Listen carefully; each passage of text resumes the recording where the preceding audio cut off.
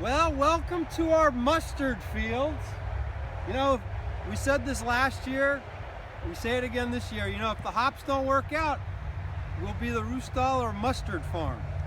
Happy March. Doesn't feel like March, but happy March. We got something really special for you all this month, and this is the most important beer we've ever made. We get a lot of comments about our hop field. Hey, it looks great. Oh, what are those? Are those peas? Hey, that's good marketing. Hey, do hops even grow next to a freeway?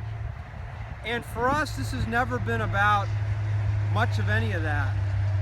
It's been about kind of fulfilling the challenge to earn the name Ruhstaller in Sacramento by growing hops here.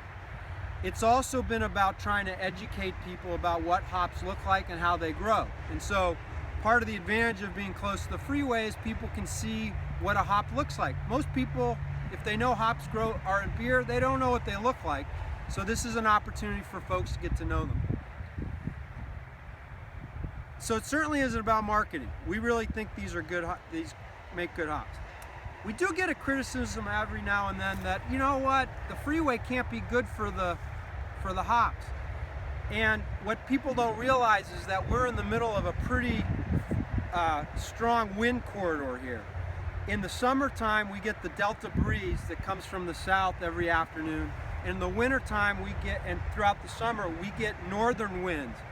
And they blow straight through the hop yard. In fact, we've laid the hop yard out in a way for the winds to pass through there. So right now it ain't that windy, but most of the time, I'd say 70% of the time, there's a strong to very strong breeze coming through the hop yard, which really is good for the hops. It removes any risk of mold, and it also kind of clears the air out. So that isn't really a concern for us.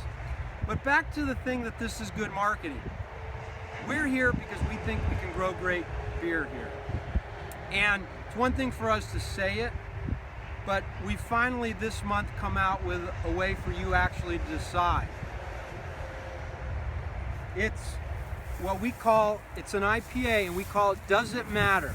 Does it matter where hops are grown? In other words, is this just good marketing, or does it actually make better beer? Or does it make different beer? Does it taste different than if you use the same hop varietal, but the hops are grown someplace else? And this is the first time we've actually been able to put it in, give folks an opportunity to taste it. So on the side of the package, it tells where all the hops are grown. It's one hop variety. It's one hop IPA. It's one IPA recipe. So one hop varietal, one IPA recipe. The only difference between the 4 bottles is where those Cascade hops are grown. They're grown on this farm. They're grown by our partners, the Utterbacks in Slough House, which is the historic epicenter of Sacramento's hop growing region. They're grown by the Kaczynskis out in Lake County, 50 miles as the crow flies, where they are growing the largest hop ranch in California at 30 acres. And then the 4th variety, or the 4th place of origin, we call Orphan. And it's not because we're judging the hops, it's because we know what year they're born or harvested, and we know what variety they are, but we don't know much else, other than they're from Oregon, Washington, Idaho, Canada. But I can't tell you about the soil, or the farmer, or the microenvironment, or anything about that variety. And that's what most breweries use. It's basically a commodity hop that brewers use to plug into their recipes and make a consistent beer.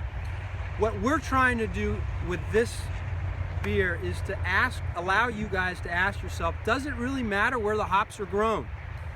Now obviously we think it does, but we're going to let you guys decide.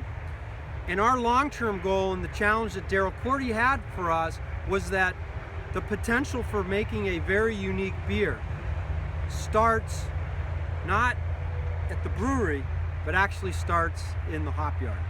And that's what we're really doing here. And we think you'll enjoy these beers this month. So thanks again for all your support. We hope you can come out in the 2nd and 3rd Monday of March and join us for our family barbecue out here. I think I got those dates right. Look in the email, they'll be in there.